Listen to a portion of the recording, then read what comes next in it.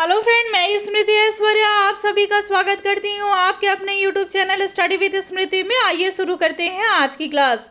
आज की क्लास में मैं आप लोगों को प्रैक्टिस सेट 23 कराने वाली हूँ। ये उन सारे स्टूडेंट के लिए हेल्पफुल हो जाएगा जो जेपीएससी और जेएसएससी सीजीएल की तैयारियों में लगे हैं। तो चलिए शुरू करते हैं आज की क्लास को और लेते हैं आज का पहला प्रश्न। आज का पहला प्रश्न है कि ललिता प्रसाद विद्यार्थी के द्वारा वर्गीकृत जनजातियों में निम्न में से सही सुमेलित है। कौन सा सही सुमेलित है? तो ऑप्शन नंबर ए है हंटर गैदरर। इसमें किसकी जनजातियों को रखा गया है? तो बिरहोर, कोरवा और हील खड़िया। ऑप्शन नंबर 2 है शिफ्टिंग एग्रीकल्चर। इसमें किस जनजाति को रखा गया है? तो ये है बिरहोर। ऑप्शन नंबर 3 है सरल कारीगर। इसमें किस जनजाति को रखा गया है? तो महली, लोहरा, करमाली और चीक बड़ाई। तो आपको ये बताना है कि ललिता प्रसाद विद्यार्थी के द्वारा जो जनजातियों का वर्गीकरण किया गया तो निम्न में से कौन सा सुमेलित जो है वो सही है। तो ऑप्शन नंबर ए है 1 और 3, ऑप्शन नंबर बी है 1 और 2, ऑप्शन नंबर सी है 2 और 3 और यहाँ ऑप्शन नंबर डी में है इनमें से सभी। आंसर हो जाएगा ऑप्शन नंबर ए 1 और 3। क्या है 1 और 3 में? तो इसमें दिया हुआ है कि हंटर गैदरर में बिरहोर, कोरवा और हीर खड़िया को रखा गया है। वहीं सरल कारीगर में महली, लोहरा, करमाली और चीक बड़ाई को शामिल किया गया है ललिता प्रसाद विद्यार्थी के जनजातियों के वर्गीकरण में। अब अगला प्रश्न है, निम्नलिखित में से कौन से मुख्यमंत्री जगमोहन सिंह सरकार में केंद्रीय कोयला मंत्री रहे तथा लेकिन उन्हें 30 साल पुराने चिरुडी केस के कारण इस्तीफा भी देना पड़ा था? तो वो कौन से मुख्यमंत्री थे जिनको चिरुडी केस के कारण इस्तीफा देना पड़ा था? तो ऑप्शन नंबर ए है Madhu Koda, option number B है रघुवर दास, ऑप्शन नंबर सी है अर्जुन मुंडा और ऑप्शन नंबर डी है शिबू सोरेन। इसका आंसर हो जाएगा option number D, Shibu Soren.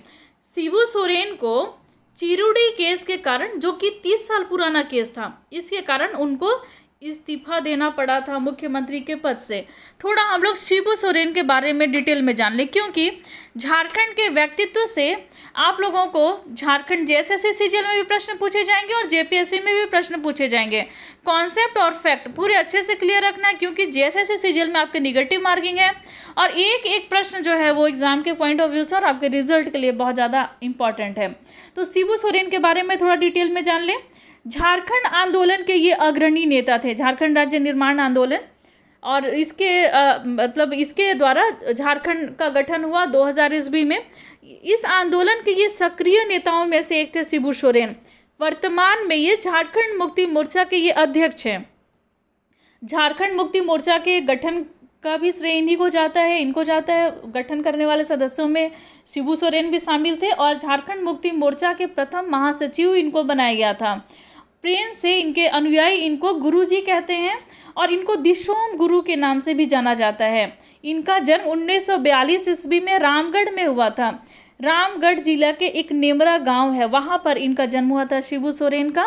और 1978 ईस्वी में जंगल काटो अभियान का भी नेतृत्व इन्होंने किया और पहली बार जब ये मुख्यमंत्री बने थे झारखंड के, वो 2005 में बने थे। फिर मुख्यमंत्री 2008 में बने और फिर 2009 में ये मुख्यमंत्री बने। 2009 में जब ये मुख्यमंत्री बने तो 2009 से 10 तक इन्होंने मुख्यमंत्री के पद पर रहे। तो इन्होंने सुन्नोद संथाल समाज का भी स्थापना किया था। सुनोद का अर्थ शुद्ध भी होता है, तो शुद्ध संथाल समाज या सुनोद संथाल समाज एक ही हुआ। सुनोद संथाल समाज की इन्होंने स्थापना 1970 ईस्वी में की थी। अब हम लोग लेते हैं अगला प्रश्न। अगला प्रश्न है कि इनमें से सही सुमेलित कीजिए, कौन सा मिलान जो है वो सही है ये बताना है। तो यहाँ पर पहला ऑप्शन है झारखंड क्रय नीति 2014, ऑप्शन नंबर 2 है झारखंड पर्यटन नीति 2015, ऑप्शन नंबर 3 है झारखंड मद्य निषेध नीति 2016। तो यहाँ आपको सही मिलान करना है। तो यहाँ पर दिया हुआ है ए और 3, 2 3 सही है, ऑप्शन नंबर बी 1 और 2 सही है, ऑप्शन नंबर सी 2 और 3 सही है, ऑप्शन नंबर डी में दिया है इनमें से सभी सही है। तो यानी कि आंसर इसका जो डी होगा सभी सही है। झारखंड क्रय नीति 2014 में आया था, झारखंड पर्यटन नीति 2015 में आया था और झारखंड मद्य निषेध नीति ये 2016 में ही आया था। तो ऑप्शन नंबर डी इसका राइट आंसर होगा। तो आपने जाना। फिर अगला प्रश्न है कि विचार कीजिए इनमें से कौन सा सही जोड़ा है, कौन सा सही है। तो ये इन सारे ऑप्शन में कौन सा सही है ये बताना है, कौन सा कथन सत्य है। तो दिया हुआ है क्या, पहला में बोकारो का कुल क्षेत्रफल 2883 किलोमीटर स्क्वायर है, यानी कि वर्ग किलोमीटर है। बोकारो का कुल क्षेत्रफल 2883 वर्ग किलोमीटर है, तो ये सही है।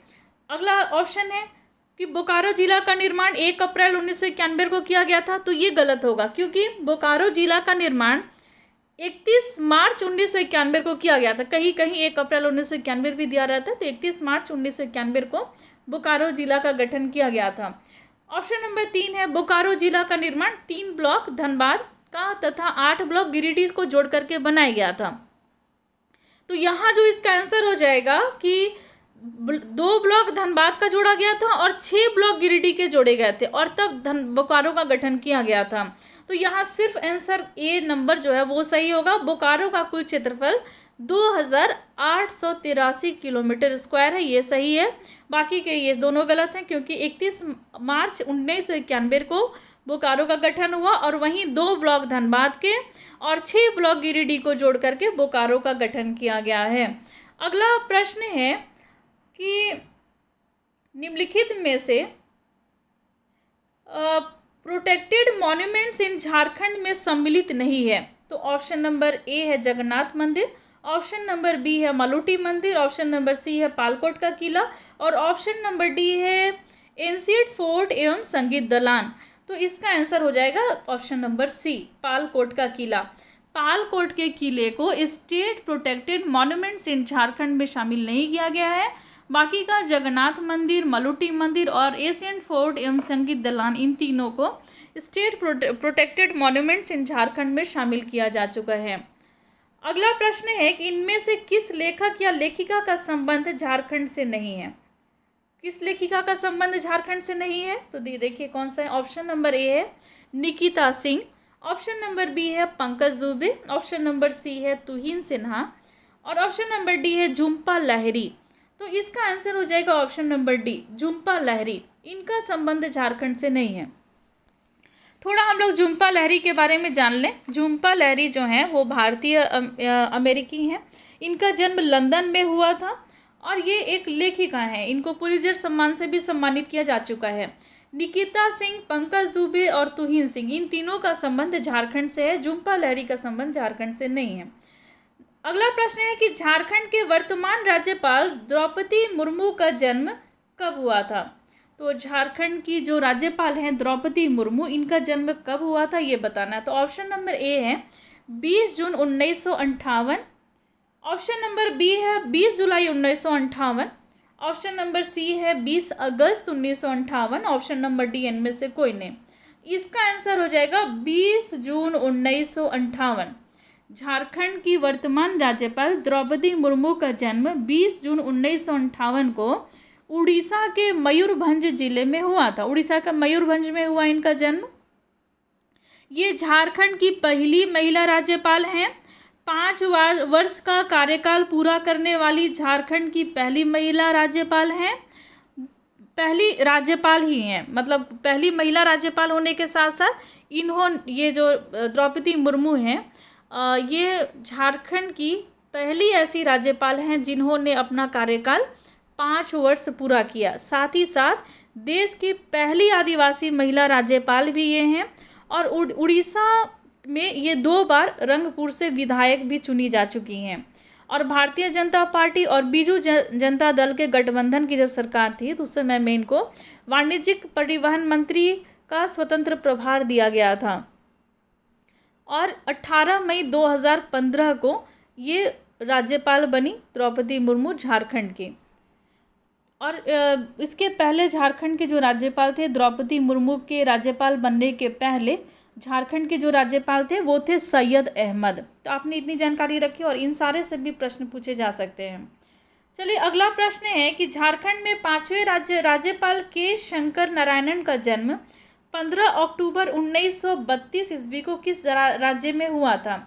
तो झारखंड के जो 5वें राज्यपाल बने के शंकर नारायणन, उनका जन्म 15 अक्टूबर 1932 ईस्वी को केरल में हुआ था। ऑप्शन नंबर सी सही है। Option number A Rajasthan, option number B Punjab, option number C Kerala और ऑप्शन नंबर डी हरियाणा। इसका आंसर हो जाएगा केरल। केरल में झारखंड के 5वें राज्यपाल के शंकर नारायणन का जन्म हुआ 15 अक्टूबर 1932 ईस्वी को। झारखंड के ये राज्यपाल बने थे 26 जुलाई 2009 को बने थे और ये 21 जनवरी 2010 तक ये राज्यपाल के पद पर रहे। फिर 2010 से AOH फारूक जो थे वो झारखंड के राज्यपाल बने।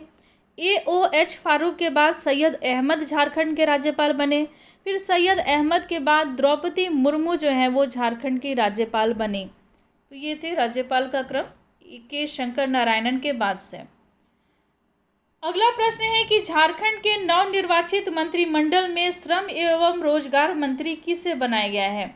तो झारखंड के नवनिर्वाचित मंत्रिमंडल में श्रम एवं रोजगार मंत्री बनाया गया है सत्यानंद भोक्ता को।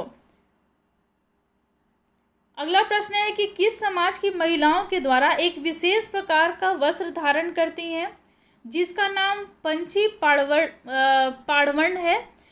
पाड़वर्ण अधोवस्त्र है जो कि कमर के नीचे धारण किया जाता है, जबकि पंची कमर से ऊपर पहने जाने वाला वस्त्र है।